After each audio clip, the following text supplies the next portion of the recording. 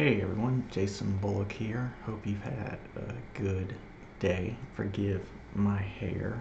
I do plan on getting me a haircut this weekend, but it is a little messy. Um, Hope everyone's having a good day. Let me know in the comments below if you are how your day's been. Let me know where you are watching from. And today I just want to come in here and do just my initial reaction to an announcement that's been made by Aputure. For those who don't know, Aputure is a lighting company for filmmakers, and they make excellent products. As a matter of fact, this light right here on this side of me is being lit by an Aputure light. So they make good products, and they've been a reputable company for the past, 3 to 4 years, but it wasn't until about 2 years ago that they really took off because they released something that was new in filmmaking, and which was the 120D, which is their LED light, but it had the power of a regular tungsten light. And so that was a game changer for the filmmaking industry. And tonight, they just announced about an hour ago the successor to that light, which is the 120D Mark II. And so today I just want to go over it and just give my initial thoughts, my initial reactions to it, and just want to let y'all know about it. So I am going to, let me switch over. I am kind of new to live streaming, so forgive me. So this is their website about the new 120D Mark II. So let's just scroll down. Let's look at the form factor, 160 millimeters wide. The front, which houses the lighting, is 124 millimeters and depth of 272 millimeters. So it's a good handle. It's not a heavy light, but it's definitely not really lightweight. So it's a good weight for it. Here it says it's 25% brighter. It says it has an incredible luminance of 135,000 lux at half a meter away, which is, if you don't know, that's very, very powerful. And they say that's equivalent to 1,000-watt tungsten light. And to me, that is definitely powerful. I love 1,000-watt lights, or 1K lights as they are known. So I am definitely enjoying this light, and I just know that Aputure is going to have, it definitely doesn't disappoint, let's just say that. So let go back. It boasts a CRI of 96 and a TLCI of 97. For those who don't know, CRI and TLCI are two measurements to see how precise and accurate the colors of a light are. The higher the CRI and the TLCI is, the better it is. Tungsten lights usually have, and for those who don't know, tungsten lights are like the old school warm lights that everyone had in their house up until about 5 years ago. And then 5 years ago, you started to see more fluorescent LED lights being in the mix. But usually tungsten lights usually had a perfect 100 score on CRI. TLCI is actually a fairly new concept, but it boasts a CRI index of 96 plus and a TLCI index of 97 plus. Make sure you're on the screen. Yep, that's my OBS up. So to say that this light is powerful and accurate in colors is amazing. Because I remember when I first bought my first LED lights, what was it, about maybe 9 years ago. They didn't produce any heat, which was good, which was the big draw to LED lights, is they pack a powerful punch without the heat of tungsten lights. However, the color quality was crap. My footage had a purple hue to them, and it didn't look good, especially on skin tones and flesh tones. Now, I'm not having the best webcam in the world. This is not my GH5S. This is a Logitech webcam. But you can see here with the Aputure light, there is no purple hue on my skin. Um, so this is a very, so Aputure's had a reputation of having um, LED lights that are 95 plus. You want to hit a benchmark of 95, especially this day and age. You need to be 95 plus on your CRI and TLCI test settings. CRI stands for Color Rendering Index. TLCI stands for the Television Lighting Consistency Index, and I cheated off that one. I knew CRI, but I had to look at TLCI. So fairly accurate for both those numbers. All right. Let's continue to scroll. I just have to check my social media right quick. That's the power adapter, and one great thing about this light is I heard one complaint with the original 120D is you had a lot of boxes. You had your power and your controller box. It was two separate boxes, and it was kind of a pain to manage. So they really listened to the customers and said, okay, well, we're going to get rid of that. That's the DMX compatibility. That means you can control it with a DMX controller. If I rarely use DMX, I haven't used DMX since I worked at a church 10 years ago. So that's not good for me. Now, this is interesting, is that they have 5 lighting effects built into the light. So let's see, they don't say what they are. I don't want to play the demo video for you, but I just think that's interesting because cinematographers and lighting directors have been always trying to figure out how to mimic effects like the fire effect from a fireplace, or the headlights from a car, or a police siren. So it's really interesting that they decided to build in some effects. So good on them.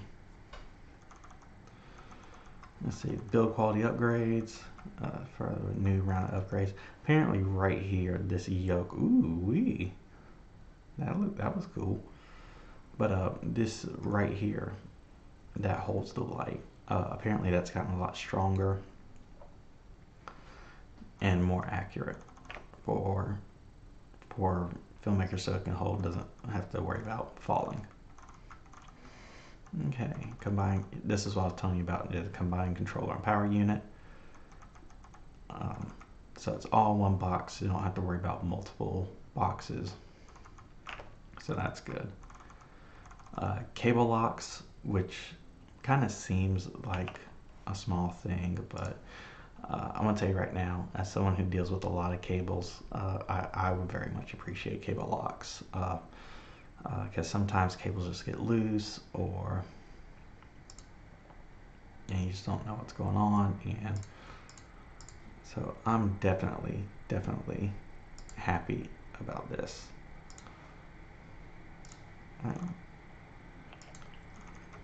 The yoking, like I was explaining before, I love how they have the animations for it. Alright, let's scroll down. By the way, design, building, it still weighs just 4, let's just go ahead and round it out. It's 5 pounds. So definitely not a heavy light. Definitely not the heaviest light I've messed with. That goes to the Razor 7 LED light. I had that last year for a few shoots. But it's not a feather lightweight like my LED panels. So I think it's a good balance. And the one thing about the 120D, let me make sure I'm on the website. Like I said, I'm still new to live streaming. You have this model right here, and it's sunset, and so it's golden hour, and then you have the light bouncing out, which is really good. And the one good thing about this light is right here. If you see this battery, that is very important, because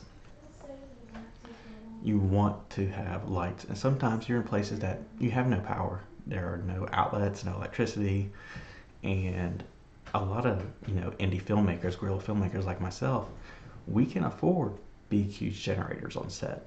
I go see Shane Halbert. Hold on, my wife's giving me the evil look. She just likes messing with me. But I'm part of Shane Halbert, who's a director of photography in Hollywood. I'm part of his inner circle. He talks about all these, and he shows off these generators that he has on set. And I'm just thinking, I could never do that. So I think it's good that Aputure includes this in their design. All right.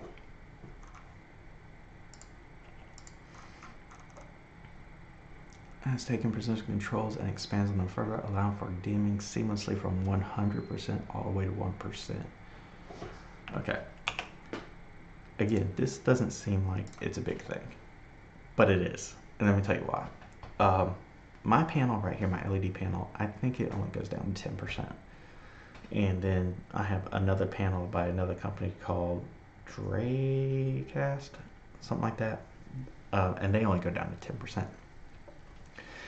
And technology is awesome. And I say that because we're living in a great era of cameras. Cameras that are really sensitive to low light. Sony, they are the biggest names right now when it comes to low light cameras with their A7S models. And so sometimes we don't need as much light as we used to. Now, I'm not saying that you don't need lights at all. That is not what I'm saying. But sometimes you just need the bare minimum. And then unfortunately, these LED panels and these LED lights, they only go down to 10%. Well, sometimes 10% can still pack a punch. And so you either have to start putting up modifiers on your light, like an ND filter on your lights, or any filter on your camera, or you have to mess with your exposure, your ISO, sometimes your shutter, so you're messing with the exposure triangle. So it's just really, really nice that you have the option to go down to 1% when you just need, like, just a touch of light, and you don't have to mess with putting filters on or anything like that. So I just think that's awesome that they included that. Here is the Aputure, is the 120D with their softbox. I think that's the mini. I can't be sure. Okay, this I'm definitely like. One reason why I kind of didn't get the 120D is because it has a white balance. It had a white balance temperature of 6,000 Kelvin, which 5,600 is usually what daylight is, and 3,200 is usually what tungsten is. and so for them to bump it back down to 5,500K, which is almost daylight, just 100 degrees off, I think it's great, because sometimes 6,000 you can go a little too blue in your footage. So I'm just glad that they bumped that down. Okay, everything still has the same great features as the first generation.